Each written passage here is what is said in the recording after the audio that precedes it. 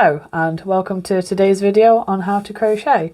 In this video I would like to show you how to make a granny square. Now this is an incredible technique. It opens up so many doors, so many opportunities. You can make blankets with it, you can make scarves, I've made pillowcases before, and they work up really quickly and there is no limit to the colour combinations that you can create. So to get started, I'm going to take up my 4mm hook, that's a G. This is my personal favourite hook. And I'm going to take the same yarn and recreate this and show you how to do it. I'm using a nice blue. So to start with, I'm going to create my slip knot. And now I'm going to chain 3. So to start the centerpiece here, what we're going to do is create these, and I'm going to call these clusters from now on. So for the first cluster, we're now going to triple twice into the magic ring. So there's my first triple and my second. So now this has made a cluster which is made up of 3 treble crochets, and next we're going to create this little gap here before we move on to the next one. So to do that we're going to chain twice. That's 2. And next we're going to create the second cluster by creating 3 treble crochets into the magic ring again. So make sure you've got plenty of space to work in here. There's my second one. Oh, splitting my strands, that's not a good start. There we go, and that's cluster number 2 done. So next I'm going to chain 2 again, and then 3 more trebles into the magic ring.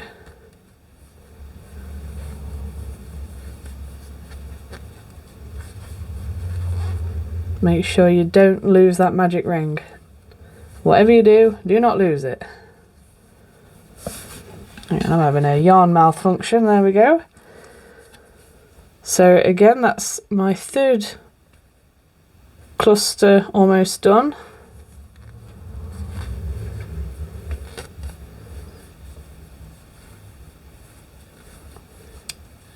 So there's my 3rd one, so chain 2.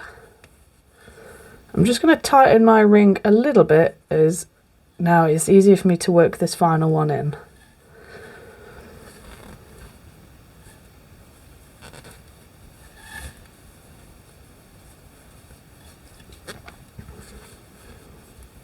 So there's my second treble and my final one to create my 4th cluster. So next I'm going to chain 2 and I'm going to join this up. So first I'm going to tighten this ring as much as I can, and next I'm going to slip stitch into the top of the first of the 3 chains that I did to start with, and that will create our nice center. There we go, just pop a nice slip stitch into there. So now we have created this piece. So next we're going to go on to the second round. So to start the second round, we're going to straight away chain 3. So that counts as your first treble on this next cluster. And now we're going to work into this gap here. Now these are the corners. So we're going to work 2 more trebles into this first corner, like so. This is also a great way to use up some of your yarn stash. These can be yarn eaters. So I just did a chain 1 there because I'm stretching over. So I'm stretching over this cluster into this next corner.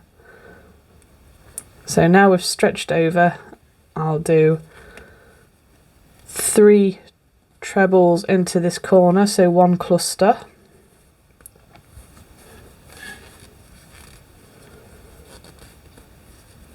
And because we're working in a corner piece, we've got to make sure that we've got enough space to make the corner really refined here. So to do that, we're going to now chain 2 because we're on the corner. So always remember, corner pieces, chain 2. And then I'm going to put 1 more cluster into this corner, and that's where your increases come from for a granny square. This is also a fantastic way to practice your trebles.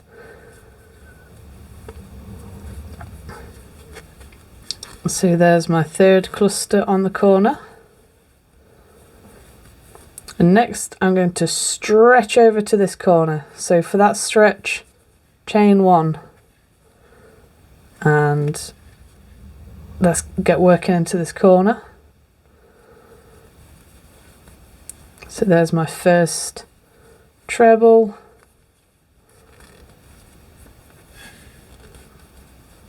And my second. And 3rd to make the cluster. And now because we're on a corner, chain 2 and create the next cluster into this corner. Always remember 2 clusters in the corner.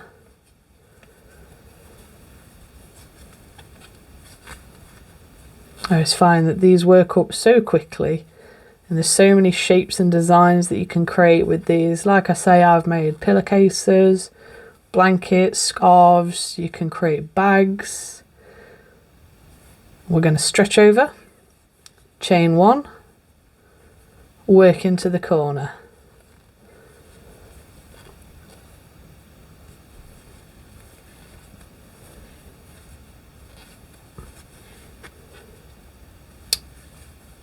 Never lose where you are either, otherwise it gets messy. So always remember to keep an eye on where you're working. So that's that cluster into that corner. And now we chain 2 and put the second cluster into this corner.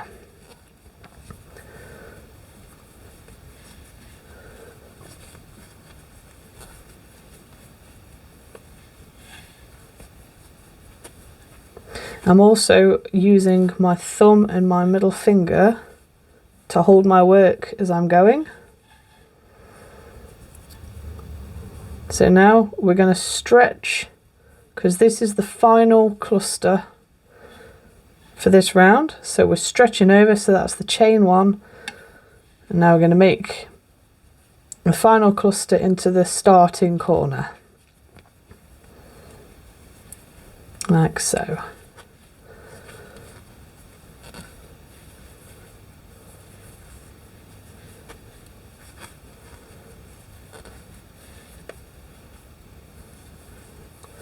Now, to join these, I'm going to chain 2, because this is the end and the start and the end of this round, which is on the corner. So chain 2, and then join it how we did the first round. So you find the 3rd chain of the first set of chains that you did, and slip stitch into the top one. It can be fiddly, but just cram it through. So there's my slip stitch starting to take shape. So now for the 3rd round, that's this one here. Again, we're going to chain 3. 1, 2, 3, and then working into here, which is the corner. Make 2 more trebles to create that first cluster. Oh, I dropped a stitch there. I do apologise. Let me do that again. I always find slow and steady wins the race with crochet, but sometimes I like to get ahead of myself. I do apologise. Okay, so there's my first cluster. So now we're going to stretch over into this middle one, so that's chain 1, and then create your treble into this middle cluster here, this gap between these two clusters.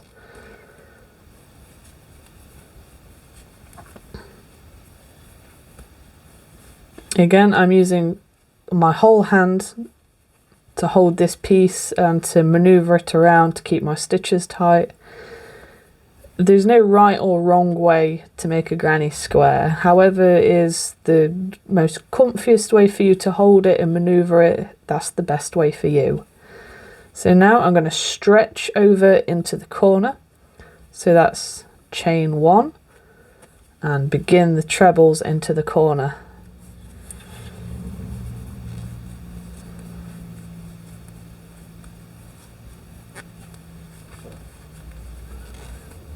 Another little tip that I like to do whenever I'm granny squaring is when I'm on the corners, I like to hold it with my thumb and my middle finger, so I know exactly where I'm going and I'm not going to end up with a cluster where it's not supposed to be.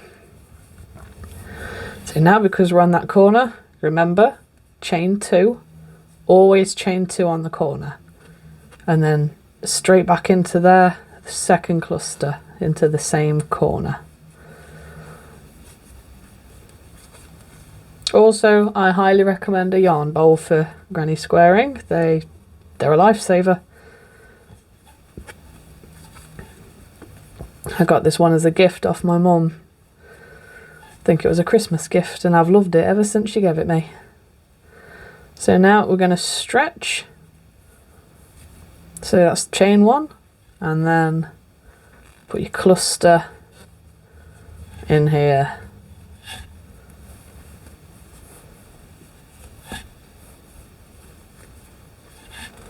And my yarn's getting a bit tight. So make sure that your tension is consistent as well throughout granny squaring. Always make sure it's consistent. So now we're going to stretch over to that corner, so chain 1, and then we're in the corner.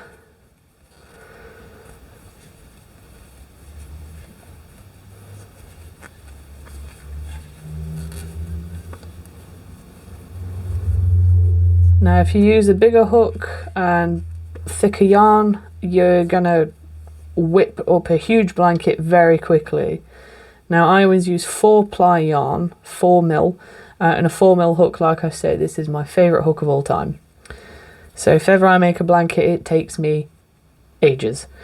Right, so we're on the corner. Say it with me. Chain 2. Put a cluster back into there. I think this is the same colour yarn that I used to my mascot. My little worry pet here. I'm pretty sure it is. So there's my third treble, which creates my second cluster in the corner. Stretch over to this one, chain 1. Make that cluster, and we're going into the holes.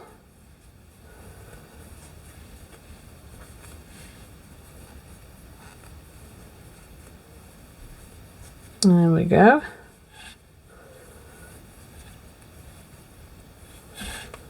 Oh, my yarn's getting tight again. There we go. Stretch over to that corner, chain 1, treble straight into there.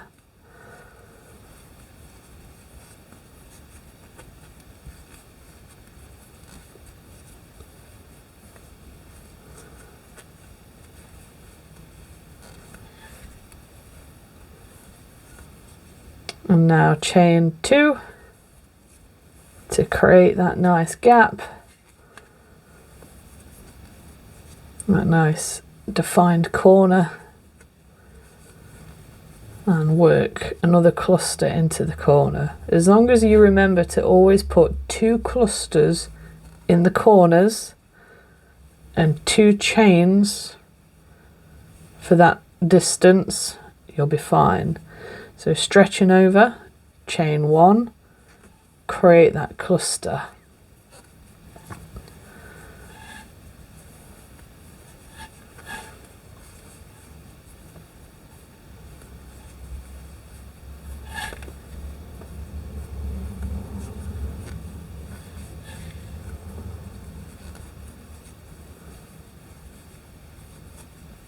And stretching over to the corner, this will be the final cluster in this row.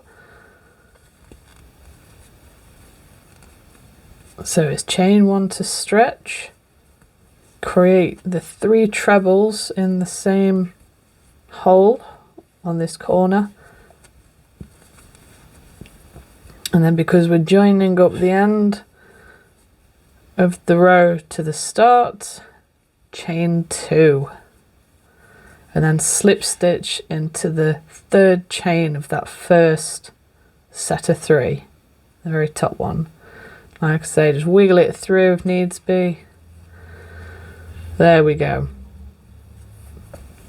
So now I'm going to change colours to recreate this. So I'll show you how to change colour on a granny square as well. So I'm going to use white, the same as this one. It's pretty easy, it's harder to explain. So to start with, I'm going to finish this off. So I'm just going to take my scissors and big scissors, give it a snip, and then I'm just going to pull that through, pull that nice and tight. Admire my square in the making. And now I'm going to grab a ball of white yarn. This is a huge ball. I've only just opened this. This will be fun to squash in here. It'll be fine. Okay. So to start with, on the same corner where I finished off is where I'm going to start. So I'm going to insert my hook into that corner through there, grab the white yarn, get it on my hook, pinch it together, pull it through, and using my middle finger and my thumb, I'm going to hold it in place through the works, through the granny square. And then straight away I'm going to chain 3, and this is the beginning of the first cluster. So still holding that tail, I'm going to create my first treble. I'm holding both of the tails there so they do not move, otherwise it will come undone and it will just be really messy. So there is my first cluster of white. So I can relax with those tails now. I can pull them tighter if I want to. And again, I'm just going to chain 1 because we're stretching over that cluster and we're working into this hole here. Oops, I need to do a treble. There we go. Like so. This is going to be fun. Big ball of white. Oh dear. So I hope that you've got the gist of this.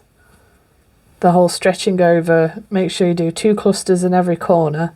So I'm just going to whiz around this and I'm going to meet you at the end and I'm going to show you what we do with these tails, how to tuck them in. So I'll see you at the end. Okay, so I'm almost at the end. I'm just on that final single crochet stretch over and my final cluster going into the corner.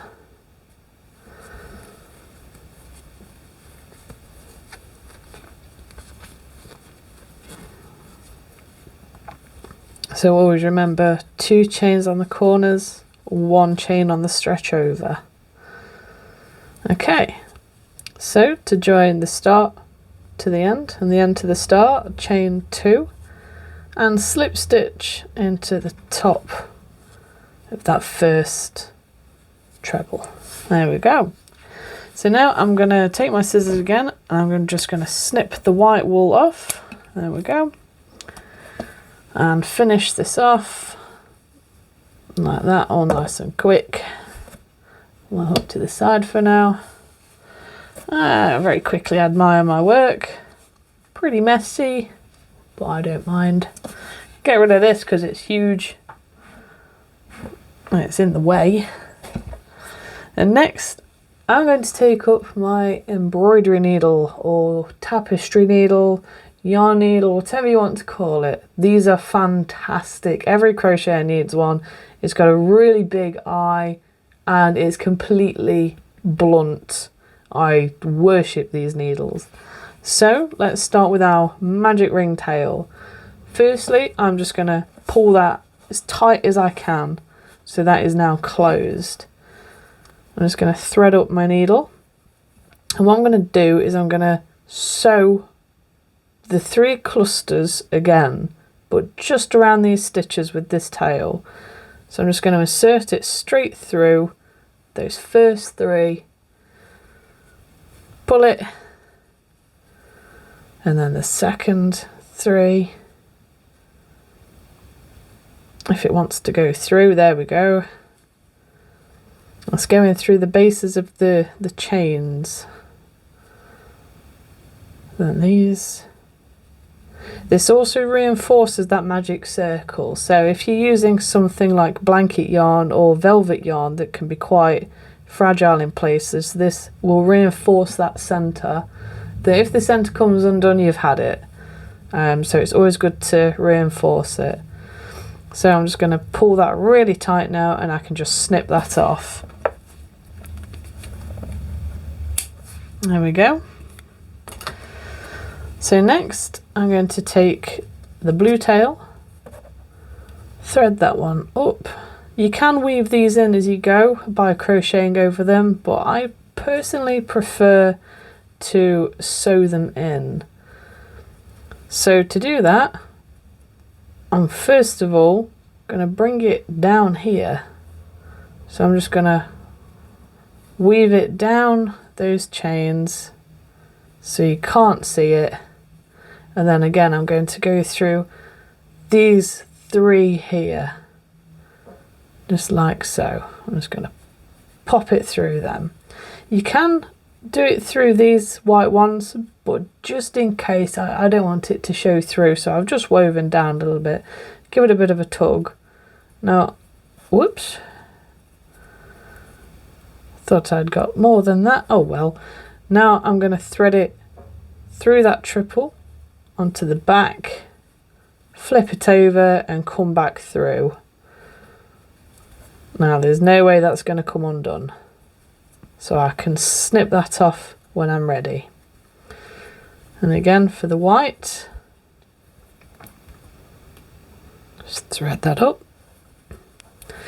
Now I'm going to work this one backwards. I'm going to go through these and through those 3 there. I'm going to go through the corner just because it's nice and quick, like so. And I'm just going to go through the whole thing.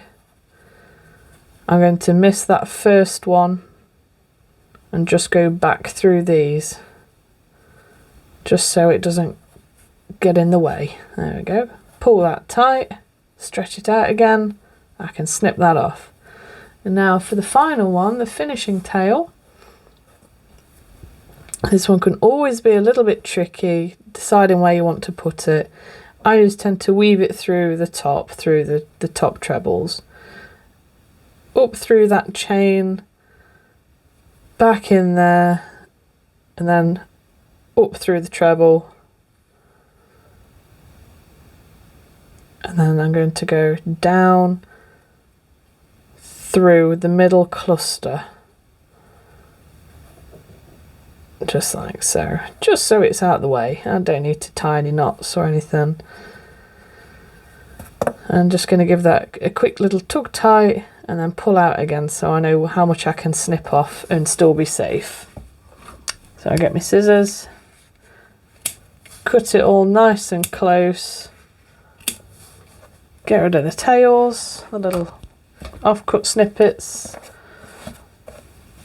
and there we go. There's my second nice blue and white granny square. So I've got two now. I don't know what to do with them. I'm sure I'll think of something, but hey ho. So I really hope that I've helped you learn how to do a granny square very easily with no faffing around. So if you've liked this video, please feel free to drop me a subscribe so you didn't miss out on any future videos. And like I say, I really hope this has helped you learn a new skill. So thanks so much for watching, and I really hope to see you in the next video. See you next time.